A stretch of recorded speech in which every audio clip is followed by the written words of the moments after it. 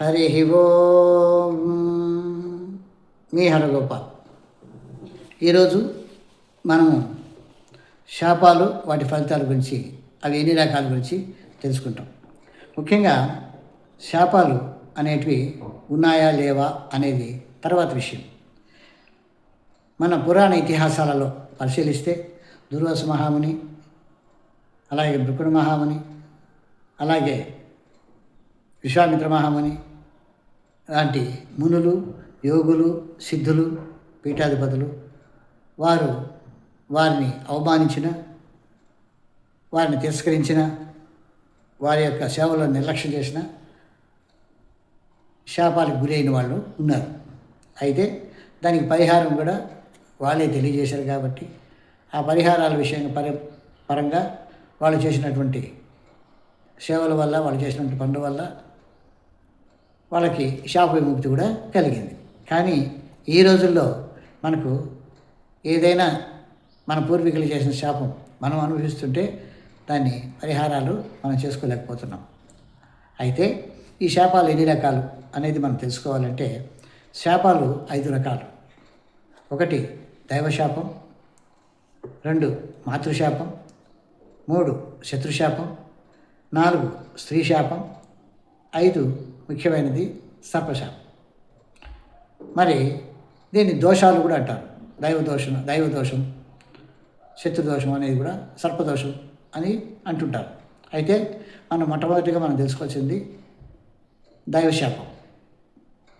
మనం ఈ శాపాలు అనేది అటు 7 తరాలు, ఇటు 7 తరాలు ఉంటాయి. కాబట్టి మన నుంచి 7 తరాలు ఎలాంటి శాపగ్రస్తులు కాకుండా ఉండాలంటే మనం ఈ 5 విషయాల్లో జాగ్రత్తగా ఉండడం ఎంతో మంచిది. ఇందులో ముఖ్యంగా దైవశాపం. దైవశాపం అంటే మన కులదైవాన్ని నిర్లక్ష్యం చేయడం, ఇంటి దేవుడిని నిర్లక్ష్యం చేయడం వంటివి ఒక రకంగా దైవశాపానికి వస్తుంది. అలాగే దేవుడు ఉన్నాడా లేడు అని దేవుడిని నిందించడం. ఇక దైవ సన్నిధిలో ఉంటే బ్రాహ్మణుడు బ్రహ్మ సమానుడు కాబట్టి బ్రాహ్మణుని కూడా నిందించడం.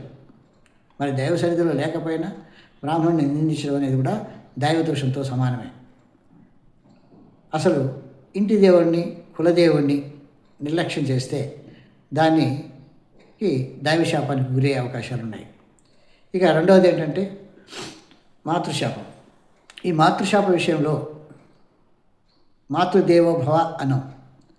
మరి తల్లి పిల్లలు చేసేటటువంటి విపరీతాలకు నువ్వు నాశనం అయిపోతావురా, నా మాట వినట్లేదు, చచ్చిపోతావురా అని అనడం ఒక రకంగా శాపమే. అలాగే పిల్లలు కూడా తల్లి పట్ల గౌరవంగా ఉండడం, తల్లిని గౌరవించడం, తల్లి చెప్పిన మాటలు వినడం. అఫ్కోర్స్ ఆమె నీకంటే తెలివి తక్కువ అయినా ఉన్నా కానీ అమ్మ నువ్వు చెప్పిన మాట వింటాలే అని చెప్తే ఆమెకు ఎంతో ఆనందం కలుగుతుంది. మరి అది తల్లిదండ్రుల పెంపకంలో ఉంది అనుకోండి. ఈ యొక్క మాతృశాప విషయంలో మనము తల్లిని దూషించడం, తల్లిని నిర్లక్ష్యం చేయడం అనేది తప్పు. తల్లి ద్వారా ఆ దూషణమైనటువంటి మాటలు, శాపాలైనటువంటి మాటలు మనం తెప్పించుకోకుండా ఉండడం, మనం జాగ్రత్త పడడం అనేది ముఖ్యం. తల్లులు కూడా బిడ్డల్ని ఎట్టి పరిస్థితుల్లో కూడా శపించకూడదు, దూషించకూడదు. ఇది ఒక రకంగా తల్లి, ఎందుకంటే తల్లి ఓర్పుగలిగి. ఇక బిడ్డల విషయంలోకి వస్తే తల్లి ప్రసవన సమయంలో పడినటువంటి ఆ బాధ మనం ఎన్ని జన్మల సేవ చేసినా కానీ దానికి సరిపోదు అన్నాడు ఓ పెద్ద ఆయన. మరి అలాంటి ప్రసవ వేదనతో బాధపడి మనల్ని కని పెంచినటువంటి తల్లి విషయంలో మనము జాగ్రత్తగా ఉండడం చాలా మంచిది. ఆమె శాపానికి గురి కాకుండా ఉండడం మన మంచిది. తల్లులు కూడా వీలైతే మటుకు బిడ్డలు ఏదైనా తప్పు చేస్తే సానుకూలంగా స్పందించి మరి వాళ్ళకి మంచి చెప్తారో లేకపోతే అవి మర్చిపోతారో అనుకోకుండా కోపానికి గురై వాళ్ళని శపించకుండా చేస్తే మాతృశాప విషయంలో జాగ్రత్త పడినట్టు అవుతుంది. ఇక శత్రుశాప విషయంలో మనకు శత్రువులు బంధువుల్లోనూ, మిత్రులలోనూ, మన సహచరులలోనూ ఉంటారు. వాళ్ళేదో మనకు ద్రోహం చేస్తే, మనమేదో వాళ్ళకి ద్రోహం చేస్తే ఒకరికొకరు శత్రువులు అవుతాం. మరి ఈ శత్రువుల విషయంలో మనం ఏదైనా పొరపాటుగా వాళ్ళకి ద్రోహం చేసి ఉన్నా కానీ, లేదు వాళ్ళే మనకు ద్రోహం చేసినా కానీ వాళ్ళ పాపాన్ని వాళ్ళు పడిపోతారులే అనే ధోరణిలో ఉంటే శత్రుశాపానికి గురికారు. అంతేగాని వాళ్ళని ప్రతిఘటించి వాళ్ళని నాశనం చేస్తే నాశనం అయిపోయిన వాళ్ళు తిరిగి వాళ్ళ మానసికంగా మనల్ని శపించే అవకాశాలు ఉన్నాయి. కాబట్టి శత్రుశాప విషయంలో కూడా మనం ఎవరి పాపాన్ని వాడు పడిపోతారు అని అనుకోవడం ఒక రకంగా మనకు శ్రేయస్కరం. ఇక స్త్రీ శాప విషయంలో స్త్రీని ఎంత గౌరవించాలి అనేది మన సనాతన ధర్మం ఎన్నో రకాలుగా చెప్పింది. మరి ఈ స్త్రీ శాప విషయంలో మన ఉదాహరణ ద్రౌపదిని అవమానించినందున ద్రౌపది యొక్క శాపానికి గురి కౌరవులందరూ మట్టిపాలవడం కూడా జరిగింది. మరి ఇలాంటి స్త్రీ విషయంలో మనం స్త్రీని గౌరవించడం మనం నేర్చుకోవాల్సిన మొట్టమొదటి విషయం. స్త్రీని గౌరవిస్తే స్త్రీని అనవసరంగా దూషించకుండా ఉండడం మనం తెలుసుకోవాలి.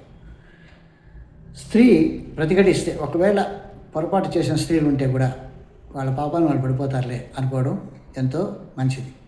అంతేగాని మనమేదో సంఘ సేవకులలాగా వాళ్ళని ప్రతిఘటించి వాళ్ళని నాశనం చేసి వాళ్ళ యొక్క నాశనాన్ని కోరితే వాళ్ళు మానసికంగా మన మీద కక్ష కట్టి మనల్ని శాపానికి గురి చేస్తారు.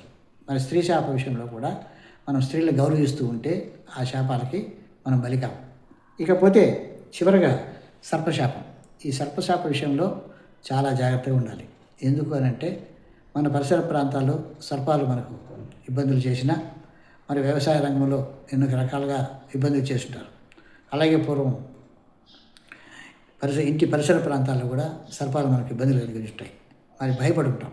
అలాంటివి వాటి చావుకు మనం కారణమై ఉంటాం.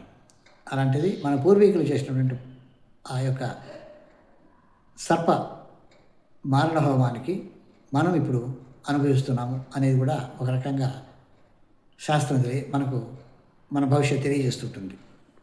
ఈ విషయంలో మనం ఇక మీదట సర్ప విషయంలో మనం ఏదైనా దైవ సర్పాలు ఉంటే వాటి మరణానికి మనం కారకులు అయితే మానవులకి చేసేటటువంటి దహన సంస్కారాలన్నీ కూడా ఏ విధంగా చేస్తామో ఆ విధంగా సర్పానికి కూడా దహన సంస్కారాలు చేస్తే సర్పశాపం అనేది మనకు దరిదాపులో రాదు.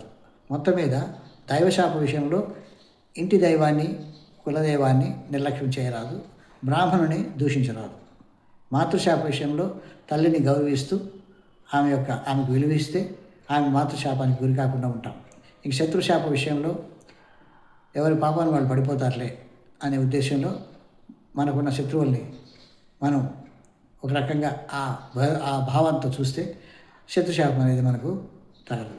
ఇక స్త్రీ శాపం విషయంలో స్త్రీని ఎంతవరకు గౌరవిస్తే అంత మనము గౌరవంగా ఉంటాం స్త్రీ శాప విషయంలో. ఇక సర్పశాప విషయంలో గత అనుకుంటే ఈ ప్రస్తుతం సర్పాన్ని ఎవరైనా దైవ సర్పాలని ఎవరైనా చంపి ఉంటే వాటి చావుకి మనం కారణమైతే చంపేటప్పుడు దహన సంస్కారాలన్నీ చేస్తే ఆ సర్పశాపం అనేది కూడా ఉండదు. హరి ఓం. మీ హరిగోపాల్. జై శ్రీమన్నారాయణ.